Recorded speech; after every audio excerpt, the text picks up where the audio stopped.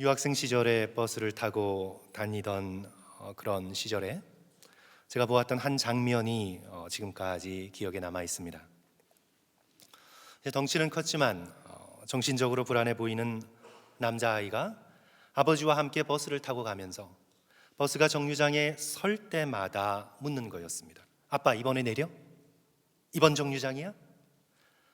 아버지가 아니라고 하면 손톱을 물어뜯고 다리를 달달 떨면서 그 다음 정류장 되면 또 묻는 것이었습니다. 아빠, 이번이야? 이번에 내려? 아니라고, 좀 더 기다리라고 대답하면 다시 손톱을 물어뜯고 불안하여 하다가 또 정류장에 서면 아빠, 이번이야? 내려야 돼? 아버지가 다시 아니야, 조금 더 기다려, 내릴 때 되면 알려줄게 말하면 잠시 괜찮다가 또 반복하고 또 반복하는 거였습니다. 아들은 불안 장애가 있어 보였고 아버지는 그 상황에 익숙한 듯 침착하게 아이에게 대답해 주었습니다. 저는 그 장면을 보면서 생각했습니다. 하나님과 함께 가는 우리의 모습이 이와 같지 않을까? 하나님과 함께 가면서 나는 왜 이토록 불안해하고 나는 왜 이토록 걱정하고 있나? 우리 하나님은 전능하신 하나님이시고 우리의 인생의 모든 것을 알고 계시고 우리를 지극히 사랑하시는 하나님이신데 이런 하나님과 인생을 동행하면서 함께 걸으면서 우리는 왜 이렇게 하나님을 믿지 못하고 하나님이 내 앞길을 알지 못하시는 분처럼 우리는 걱정하고 초조하며 불안해하는가? 아버지를 턱 믿지 못하고 매번 초조하게 물어대는 저 아이가 바로 우리 자신의 모습임을 깨닫게 되었습니다. 오늘 본문의 말씀 창세기 17장 1절에서 하나님께서 아브라함에게 나타나셔서 말씀하십니다. 아브라함이 99세 때에 여호와께서 아브라함에게 나타나서 그에게 이르시되 나는 전능한 하나님이라. 너는 내 앞에서 행하여 완전하라. 당신 자신을 아브라함에게 다시 소개하십니다. 나는 전능한 하나님이라. I am God Almighty. 아니 엘 샤다이. 나는 전능한 하나님이라. 너의 모든 것을 알고 있고 너의 모든 앞길을 앞서 행하는 나는 전능한 하나님이라. 그러므로 너는 내 앞에서 행하여 완전하라. 오해의 소지를 없애기 위해서 원문을 의지해서 잠깐 번역해 보면요, 너는 내 앞에서 행하여 완전하라, 이 말씀은 너는 나와 함께 온전한 걸음으로 걸어가라. 삐뚤삐뚤 걷거나 휘청거리거나 뒷걸음치거나 나를 믿지 못해서 다른 길로 가려고 그렇게 두 마음을 품지 말고 나를 100% 온전히 신뢰하고 내 앞에서 나와 함께 똑바로 걸어가라. 그래서 이 완전하라는 말씀은 우리 보고 완벽하라는 말씀이 아닙니다. 그 누구도 하나님 앞에서 완벽할 수 없습니다. 여기서 완전하라는 말씀의 뜻은 의심을 품지 않고 하나님을 믿고 하나님을 100% 의지하며 주님과 함께 똑바로 인생의 길을 걸어가라는 하나님의 초청인 것입니다. 사랑하는 성도 여러분, 하나님과 함께 걸어가는 데 있어서 가장 큰 장애물이 무엇인가요? 여러 가지가 있겠지만 조급함인 것 같습니다. 기다리지 못하는 조급함입니다. 아담과 하와를 보십시오. 언제나 우리는 부정적인 것이 생길 때 아담과 하와로 돌아가게 되는데 아담과 하와를 성도 여러분 한번 생각해 보십시오. 창세기 3장 8절은 굉장히 중요한 힌트를 우리에게 주고 있습니다. 그들이 그날 바람이 불 때 동산에 거니시는 여호와 하나님의 소리를 듣고 아담과 그의 아내가 여호와 하나님의 낯을 피하여 동산 나무에 숨은지라. 이 창세기 3장 8절은요, 하나님께서 에덴 동산을 거니셨다라고 말씀하고 있습니다. 그리고 하나님께서 에덴 동산을 거니실 때 평소에는 아담과 하와도 하나님과 함께 걸었다는 것을 암시하고 있습니다. 그러나 그날 아담과 하와는 하나님과 함께 걸을 수가 없었습니다. 왜입니까? 선악과를 따먹었기 때문입니다. 왜 따먹었습니까?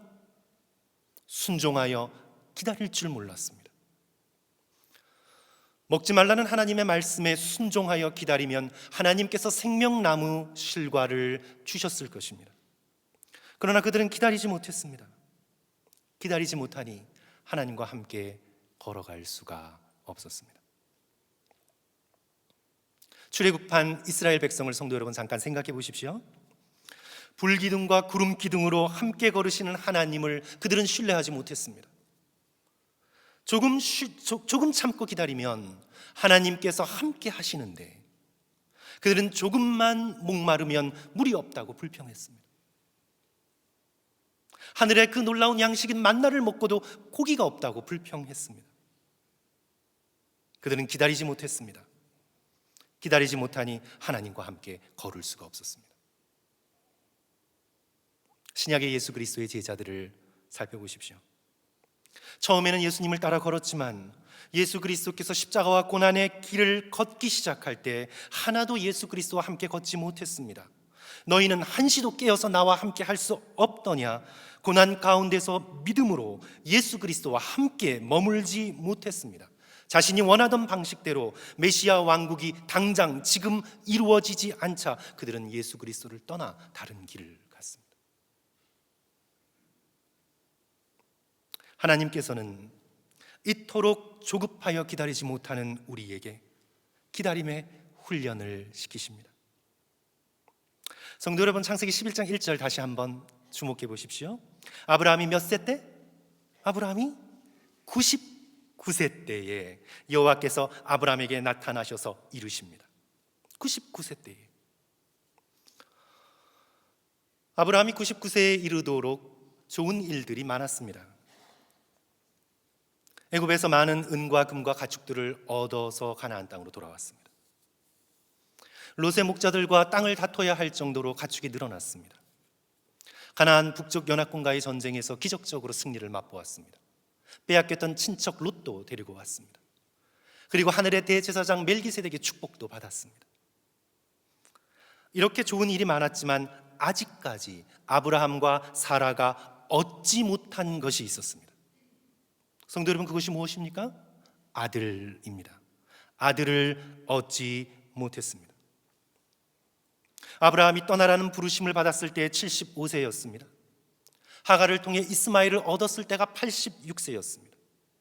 그리고 오늘 본문 창세기 17장 1절 99세에 이르도록 아브라함과 사라 사이에 주시겠다고 약속하신 아들 이삭은 아직 태어나지 않았습니다. 이들은 24년이나 기다렸습니다. 아브라함이 그렇게 넉넉하게 기다릴 수 있는 형편이 못 되었습니다. 아브라함은 점점 늙어갔습니다. 사라는 이미 메노포즈를 훨씬 넘겼습니다. 17장 17절에 아브라함의 이 혼잣말은 인간적으로 보면 정당합니다. 아브라함이 엎드려 웃으며 마음속으로 이르되 100세 된 사람이 어찌 자식을 낳을까? 사라는 90세니 어찌 출산하리요?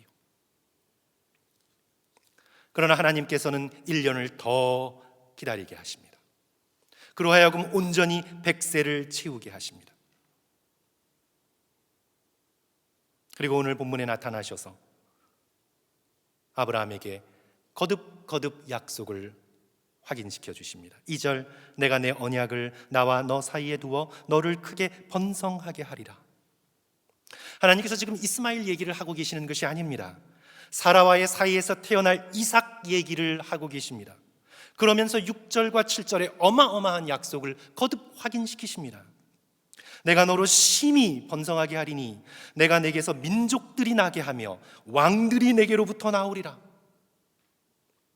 내가 내 언약을 나와 너 및 내 대대 후손 사이에 세워서 영원한 언약을 삼고 너와 내 후손의 하나님이 되리라.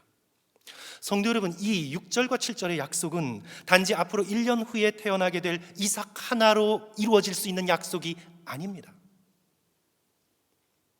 이 약속이 역사적으로 이루어지려면 아브라함은 적어도 다윗 때까지는 기다려야 합니다.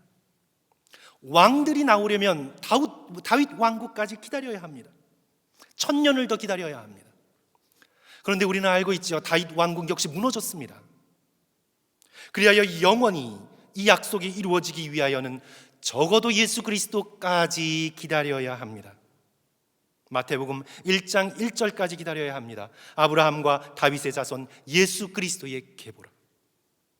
지금 하나님께서는 아브라함을 대하시면서 아브라함이 180년 살 사람으로 대하고 있지 않습니다. 하나님께서 지금 저와 여러분을 대하면서 길어야 8, 90, 100세 살 사람으로 오늘 우리를 대하지 않습니다. 하나님께서는 지금 아브라함에게 6절, 7절에 어마어마한 약속을 주시면서 그로 하여금 영원히 살아갈 영적인 존재로 대하고 계십니다. 그리하여 아브라함은 단지 1년만이 아니라 다윗 시대까지 1000년, 예수 그리스도께까지 1000년, 적어도 2000년을 그는 기다려야 합니다. 사랑하는 성도 여러분, 왜 하나님께서는 아브라함을 이렇게 기다리게 하시나요? 아들을 주시겠다고 75세에 약속하셔놓고 왜 99세가 되도록 이루어 주시지 않으시나요? 또한 그 아들을 통해 메시아 왕국을 이루기까지 2000년의 기다림의 훈련을 하게 하시나요? 성도 여러분, 하나님은 전능하신 하나님이십니다. 왜 곧장 주시면 안 되나요? 75세 때 주시기로 약속하셨고 아브라함이 갈대아 우르를 떠났다면 당장 짠 하고 이삭을 주시면 얼마나 좋을까요? 자손을 하늘의 별처럼 땅의 모래알처럼 많게 해주시겠다고 약속하셨는데 지금 당장 곧장 하늘의 별들이 내려와 이스라엘 백성으로 해변가의 모래알 하나하나가 일어나 이스라엘의 강성한 군대로 만드실 수 없나요? 우리 하나님은 전능하신 하나님이 아니십니까? 이 거친 이민의 땅을 살아가고 있는 우리에게 그렇게 좀 해주시면 안 되나요? 내가 필요할 때마다, 내가 아플 때마다, 내가 엎드리고 기도할 때마다 당장 지금 여기 내가 원하는 방식대로 기도한 모든 것이 짠하고 이루어진다면 저와 여러분이 얼마나 좋을까요? 그러나 오늘 본문의 말씀에서 전능하신 하나님께서 우리로 기다리라고 말씀하십니다. 기다리라. 나를 의지하여 기다리라. 언제 내릴 것을 내가 아니 너는 너의 모든 것을 나에게 맡기고 흔들림 없는 걸음으로 온전한 믿음으로 100% 나를 신뢰하며 초조하여 불안하여 다른 길로 가지 말고 나와 함께 걸어가자고 말씀하십니다. 그것이 바로 17장 1절 나는 전능한 하나님이라 너는 내 앞에서 행하여 완전하라 말씀하시는 뜻입니다.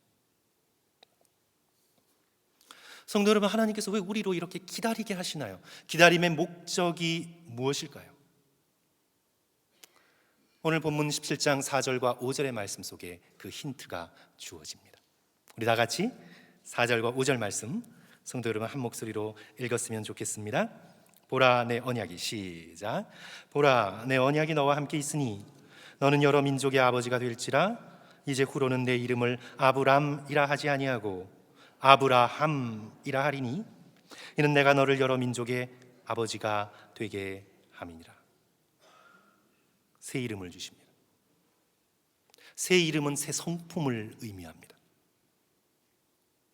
창세기 32장에서 야곱이 천사와 씨름하면서 이름이 바뀌었습니다. 야곱에서 뭘로 바뀌었죠? 이스라엘로 이름이 바뀌었습니다. 야곱의 이름의 뜻은 움켜쥐는 자였습니다. 아카브, 움켜쥐는 자였습니다.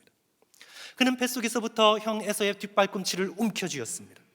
팥죽 한 그릇으로 장자권을 움켜쥐려고 했습니다. 속임수로 아버지의 축복을 움켜쥐었습니다. 그는 움켜쥐는 자였습니다. 세상의 축복을 향해 앞서가기 위해 움켜쥐는 자였습니다. 그의 성품은 야곱이었습니다. 하지만 천사와 하나님과 씨름하고 난 다음에 그의 이름이 야곱에서 이스라엘로 바뀝니다. 새로운 성품을 얻습니다. 이스라엘은 하나님과 씨름하는 자입니다. 땅의 축복이 아니라 하나님께로부터 내려오는 축복을 얻기 위하여 목숨을 걸고 씨름하는 자, 이스라엘이 됩니다. 새 이름은 새 성품을 의미합니다. 예수님의 제자 베드로를 보십시오. 그의 원래의 이름은 시몬이었습니다. 이스라엘 12지파 중 하나인 시므온을 따라 지은 전통적인 이름입니다. 가족의 뜻에 따라, 아버지의 뜻에 따라 이름이 지어지고 성품을 부여받았습니다. 하지만 요한복음 1장 42절에서 예수께서 시몬을 보시고 이르시되 내가 요한의 아들 시몬이니 장차 게바라 하리라. 게바는 아람어입니다. 번역하면 베드로라. 너의 이름을 베드로라, 바위라, 반석이라 내가 부를 것이라. 흔들리지 않는 든든한 믿음의 반석으로서 내가 너를 만들어 갈 것이라. 새 이름은 새 성품을 의미합니다. 여태까지 이름은 아브람이었습니다.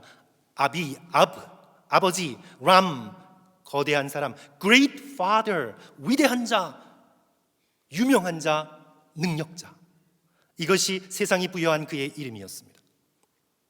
그는 여태까지 세상에서 성공하기 위한 삶을 살았습니다. 사람들의 박수 소리를 듣기 위하여 살았습니다. 그러나 그의 이름이 아브라함으로 바뀝니다. 믿음의 백성의 아버지입니다. 믿음의 조상이 됩니다.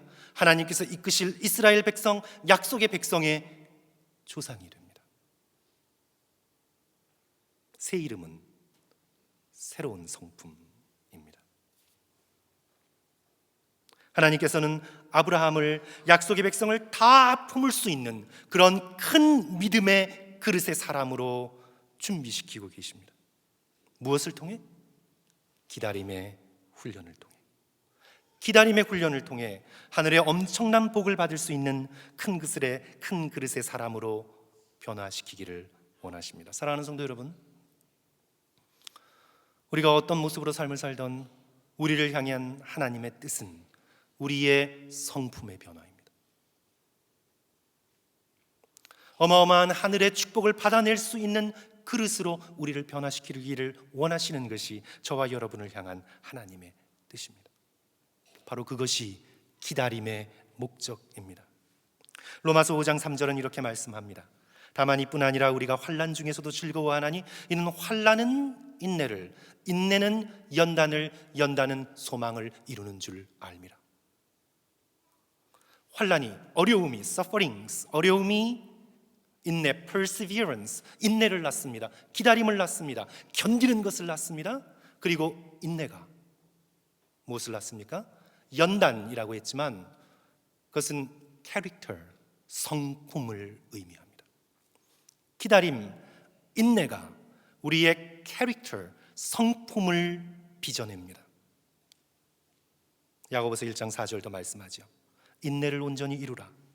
이는 너희로 온전하여 구비하여 조금도 부족함이 없게 하려 하심이라. 그리하여 우리가 기다림을 온전히 이루어내면 우리는 부족함이 없는 캐릭터, 성품으로 변화됩니다.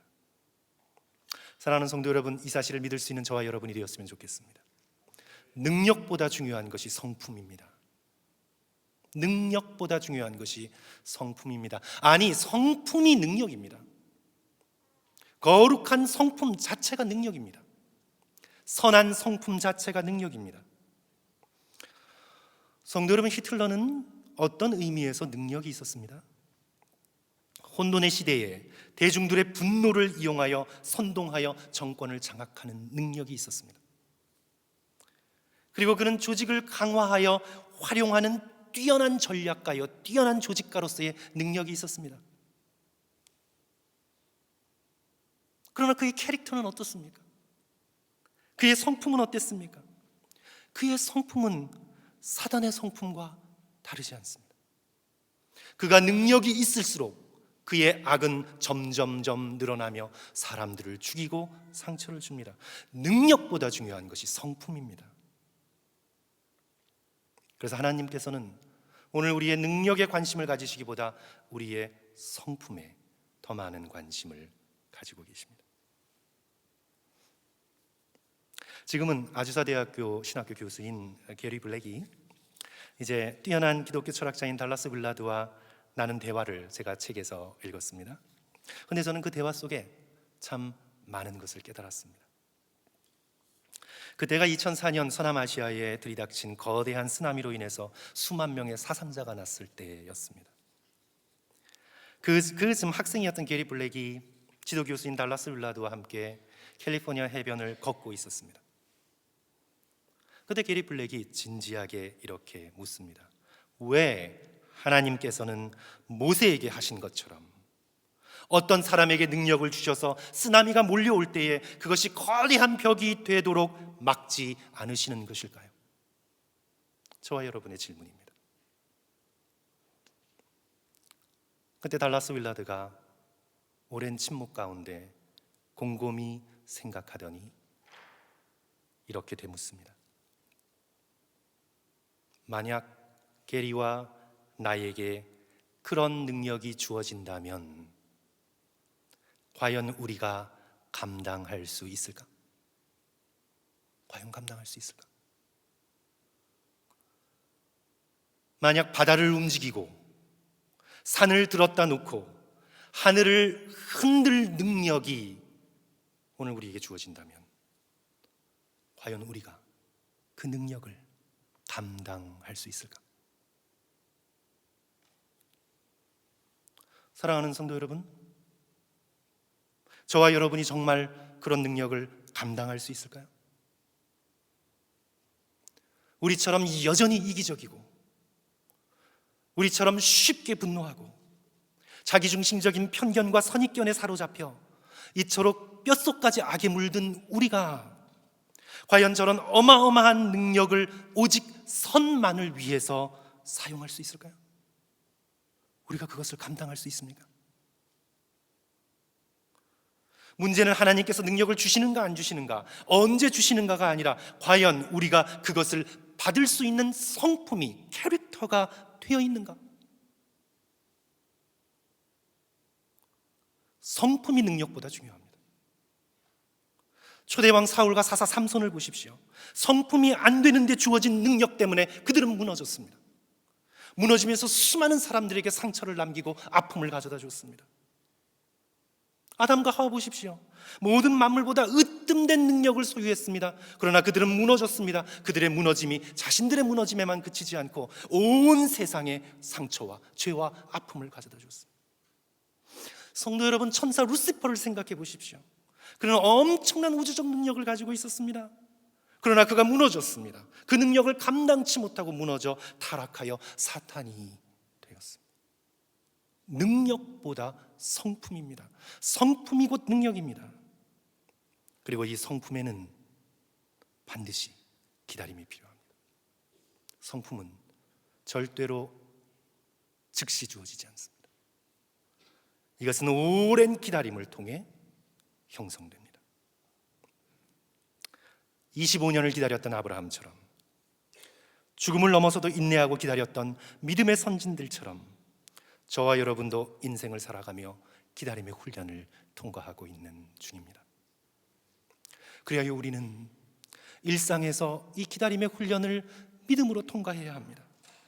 환경 속에서 참고 인내하고 내게 붙여진 사람들을 참고 받아주고 인내하며 우리는 일상에서 기다림을 실천해야 합니다. 고난과 역경 속에서도 우리는 기다림을 연습해야 합니다. 특별히 병중에서 우리는 하루하루 순간순간 고통 가운데서 기다림의 훈련을 해나가야 합니다.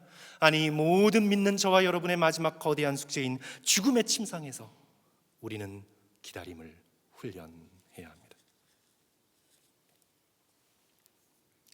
예수 그리스도께서 열 문화의 비유에서, 누가복음 19장에 나타나 있는 열 문화의 비유에서 착하고 충성된 종들에게 말씀하셨습니다.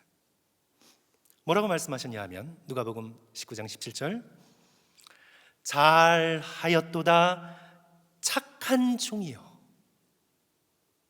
내가 지극히 작은 것에 충성하였으니. 순서를 보십시오. 잘하였도다 착한 종이여. 그 종들은 작은 열 문화를 가지고 섬기면서 충성하면서 기다리면서 인내하면서 섬기면서 그들은 착한 종이 되었습니다. 성품의 변화, 착한 종이 되었습니다. 그래서 잘하였도다 착한 종이여, 내가 지극히 작은 것에 충성하였으니 열 고을 다스릴 권세를 차지하라. 자, 성품이 먼저이고 권세가 나중입니다.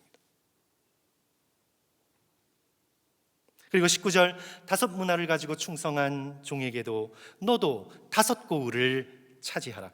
성도 여러분, 저는 이 약속을 문자대로 믿습니다. 저는 믿습니다. 하나님께서 오늘 충성스럽고 착하고 헌신한 믿음의 백성들에게 권세와 능력, 다스림의 권세를 주실 것입니다. 요한계시록 22장 5절에서 구원받은 백성을 가리키며 뭐라고 말씀합니까? 저희가 세세토록 왕 노릇 하리로다. 저희가 세세토록 그리스도와 더불어 왕 노릇 다스리는 일을 할 것이라. 하나님께서는 이 땅에 작은 일에 충성하여 착한 성품을 가지고 충성된 종이 된 당신의 믿음의 백성들에게 세상을 다스릴 수 있는 권세와 능력을 주실 것입니다. 그런데 어떤 청년이 말하더라고요. 고을 정도가 아니라, 마을, 시리, 빌리지, 고을 정도가 아니라 하나님께서 별을 주실 것 같대요.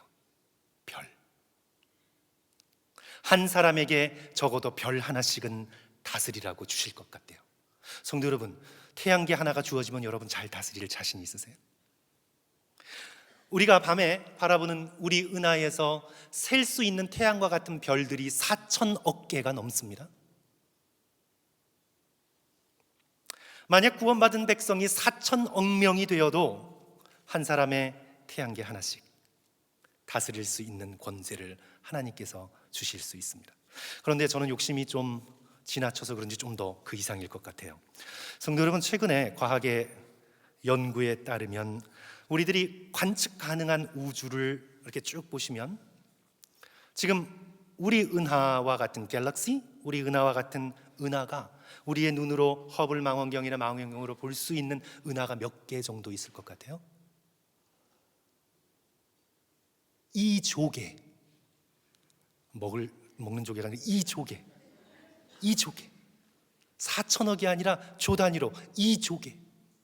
지금 눈으로 우리가 볼 수 있는 그냥 우주에서만 그런 거예요. 그 뒤에는 얼마나 더 어마어마한지 우리는 모릅니다. 그러나 관측 가능한 우주에 2조 개.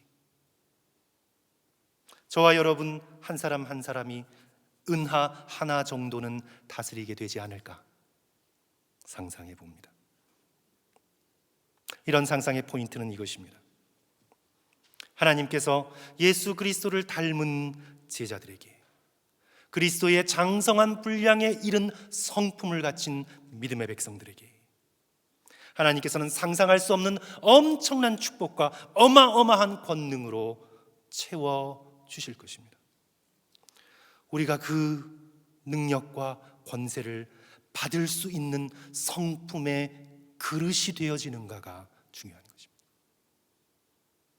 그러기 위해 우리는 이 땅 가운데 기다림을 믿음으로 견뎌내야 합니다. 우리는 기다리는 동안 착하고 순결하고 충성되고 진실되고 정직한 성품을 입어야 합니다.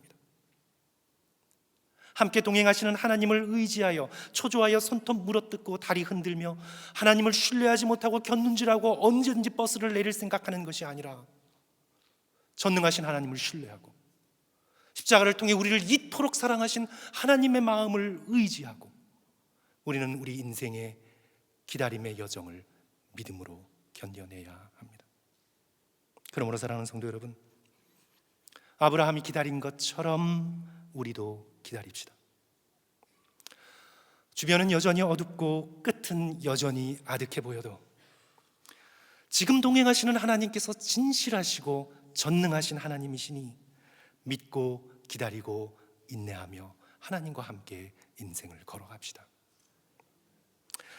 너무 다행인 것은 하나님께서 그저 우리를 무작정 기다리라고만 하지 않으십니다. 야, 너 알아서 기다려.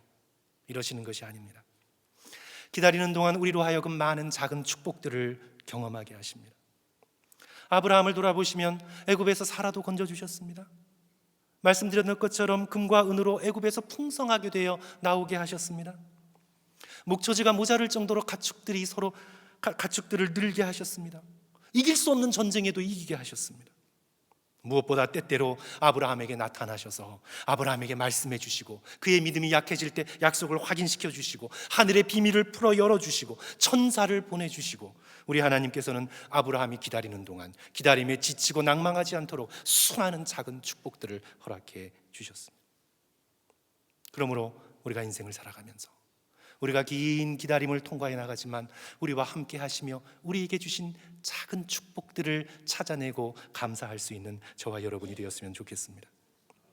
불안해하지 말고, 불평하지 말고, 초조해하지 말고, 전능하신 하나님을 턱 믿고 모든 것을 맡기고 순간순간 작은 축복에 감사하며 예수 그리스도와 하루하루 동행하며 닥치는 고통과 어려움 속을 잘 기다림으로 나의 성품이 착하고 충성되고 아름다운 성품으로 이어져 나가시기를 주님의 이름으로 간절히 축원합니다. 함께 기도하겠습니다.